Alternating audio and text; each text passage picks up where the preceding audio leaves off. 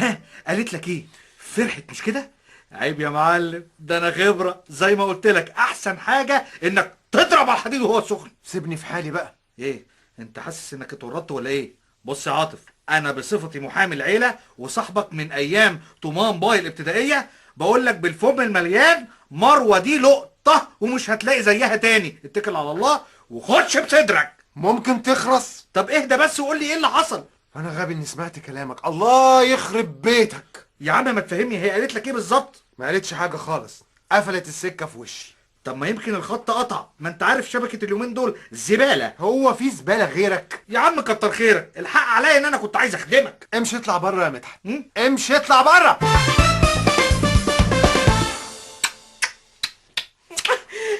ألف مبروك يا حبيبتي. الله يبارك فيك يا ماما. أظن دلوقتي خلاص ما بقاش عندك حجة. بالنسبة لإيه؟ يعني خدت الليسانس وبتقدير عالي قوي وفضيتي بقى. عايزة إيه يا كوكو؟ ادخلي في الموضوع. بقول يعني نقرا فتحتك على شريف. انت عارفة الواد عنده فيلا في كومباوند يعني مرتبه يا دي 4000 كومباوند جنيه. اللي هيجننك. يا لهوي يا ماما، قلت لك 100 مرة أنا ما بحبش شريف ومش هتجوزه. ازاي يعني؟ الله، يبقى أكيد في حد تاني في دماغك.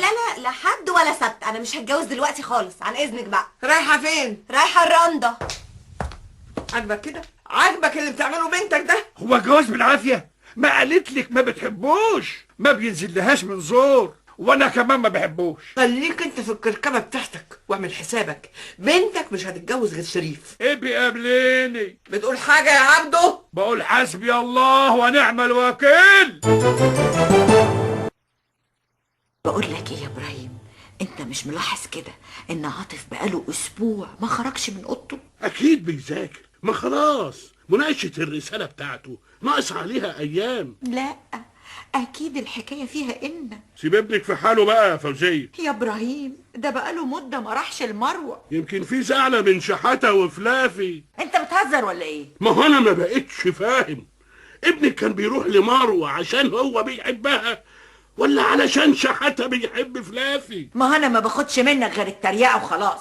ابنك ما بقاش صغير يا فوزيه، سيبيه يصرف حياته بنفسه. يصرف حياته بنفسه ده ايه؟ امال انا لازمتي ايه؟ حرام عليكي، العيال في اوروبا من 16 سنة بيعتمدوا على نفسهم وبيستقلوا بحياتهم. عشان كده بايظين وماشيين على حل شعرهم، لكن احنا هنا ولادنا متربيين. خلاص يا فوزية انا داخل انام. عزة يا عزة. ايوه يا ماما. ما عندكيش فكرة عاطف حابس نفسه في الأوضة ليه؟ والله مش عارفة يا ماما، بس شكله كده متضايق شوية. يعني ما اتكلمتيش معاه؟ والله حاولت لكن هو ما بيردش عليا. يمكن فعلا بيذاكر زي ما ابوكي بيقول. يا ماما ده مطول دقنه. هي الحكاية وصلت لدقنه؟ بقولك ايه، اتصلي بالواد مدحت. يوه، وعايزة ايه من زفت ده؟ مدحت ما بيتبلش في بقه فولة، وهو اللي هيقول لي بقى على الفولة ويقول لي عاطف ماله. امري لله. الو. ازيك يا عزوز؟ هو القمر بيطلع امتى؟ ايه القرف اللي انت بتقوله ده؟ اصل بصراحه مش مصدق نفسي. معقول انت بتتصلي بيا؟ غصب عني. اتفضل ماما عايزاك. قولي له يجي، مش هينفع الكلام في التليفون. ماما بتقول لك تعالى دلوقتي حالا. بس انا عندي شغل في المكتب. مكتب ايه يا ابو مكتب؟ انت صدقت انك محامي بجد ولا ايه؟ فوق لنفسك بقى. خلاص انا جاي. ايه لا تقرف. قولي لي مبروك يا رنا. ألف مبروك. بس على ايه؟ الدكتور عبد السميع وافق اتدرب في مكتبه، وقال لي لو ركزت وشديت حيلي في خلال السنه دي ممكن اكون من الستاف بتاعه. انا مش مصدقه نفسي، انا فرحانه جدا. بس انتي ما رحتيش ليه يا رندا عشان تقابلي الدكتور عبد السميع؟ ومين قالك اصلا ان انا عايزه اشتغل في المحاماه؟ نعم. امال دخلتي كليه حقوق ليه؟ مجموعه يا ماما. وناويه تشتغلي ايه ان شاء الله؟ والله لو ما لقيتش شغلانه روشه كده هكبر دماغي. يعني هتفضلي قاعده في البيت كده زي الهم التقيل؟ انا من الاخر كده عايزه اتجوز واقعد في البيت، بلا شغل بلا قله قيمه. اخص عليك يا رندا، يعني احنا بقالنا سنين صحاب وفي الاخر تعملي المفاجاه السخيفه دي. انا لو اعرف من الاول ان دي طريقه تفكيرك كنت عملتلك ديليت من حياتي من زمان. اخص عليكي. وتقدري تستغني عني؟ للاسف لا. طب سيبك بقى من عبد السميع والكلام الفاضي ده، قوليلي اخبار عاطف ايه؟ ما اعرفش عنه حاجه من ساعه ما قال لي في التليفون بحبك وعايزه اتجوزك، فقفلت سكه في وشه فما اتصلش تاني. ما هو اكيد زعل يا مروه، افتكر ان انت رفضتيه. هو حر بقى، اعمل له ايه؟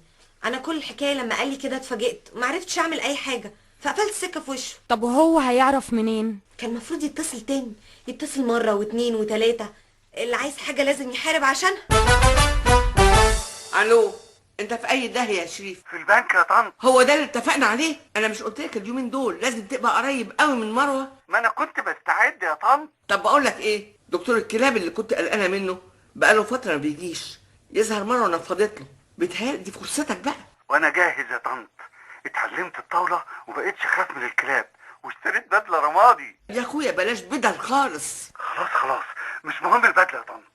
بقول لك ايه، انا عايزك تفك نفسك كده، يا ريت يعني تحفظ لك كام نكته، اصل دمك تقيل قوي، قصدي دمك تقيل قوي على قلبها. ما تقلقيش يا طنط، انا مجهز كل اسلحتي. شريف ابن اختك من بكره هينزل الميدان. هيا مدحت، عملت ايه؟ قاعد بذاكر يا طنط وما بيردش عليا، وكل ما اقول له حاجه يقول لي هش. تفتكري دي معناها ايه؟ معناه ان هو مش طايق يشوف وشك. طب ما هو قال لك انت كمان هش. منك لله يا مروه، كسرتي قلب ابني. يا ماما مروه مالها بس؟ احنا اللي اتسرعنا وتعاملنا معاها على انها خطيبة عاطف. وهي الطول؟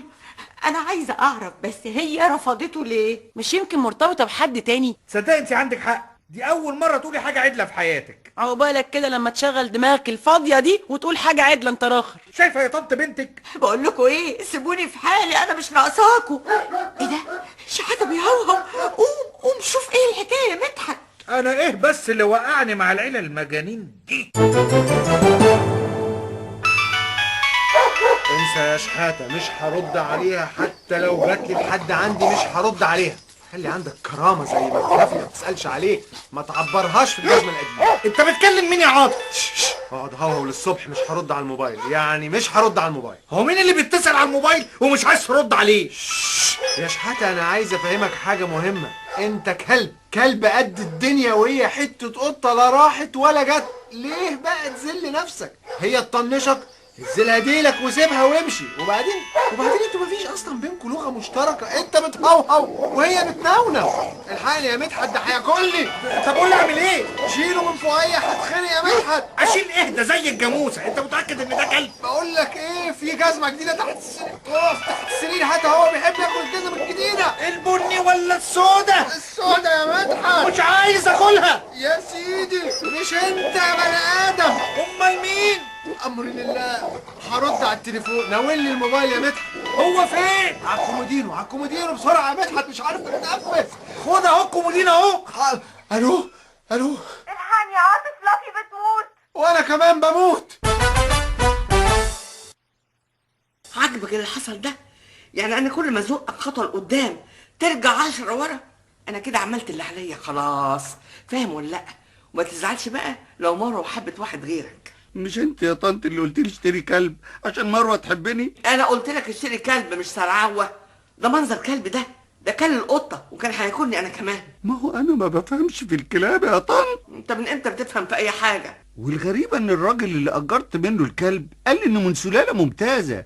بقول لك يا طنط، تفتكر انه ضحك عليا؟ وكمان مأجره؟ ايوه ب50 جنيه في اليوم. ده كان عايز يشترط عليا ياخد 100، لكن على مين؟ ده انا شريف. لا انت مش طبيعي، انت انسان مش طبيعي ابدا. خد الكلب بتاعك يلا امشي يا شريف. طب والطاوله مش هلعبها مع انكل عبده وتعملي لي سندوتشين؟ مع السلامه يا شريف. انا قلقانه قوي على فلافي. ما تقلقيش يا مروه، يعني هي اول مره تتعض. هو عاطف اتاخر كده ليه؟ كل ده بيعمل عمليه؟ ما الحكايه مش سهله، هو انت فاكراها ايه؟ طب ممكن ادخل الاوضه؟ بس عاطف ما بيحبش حد يكون معاه وهو بيعمل العمليه. بس انا عايزه اطمن على فلافي. خلاص ادخلي، بس يا ريت تمشي على طراطيف صوابعك. وانا كمان عايزه اتفرج. تتفرجي على ايه؟ هي مسرحيه؟ اقعدي هنا جنبي. طب ابص بصه. وبعدين بقى؟ خلاص اديني قعدت. لكن ما قلتليش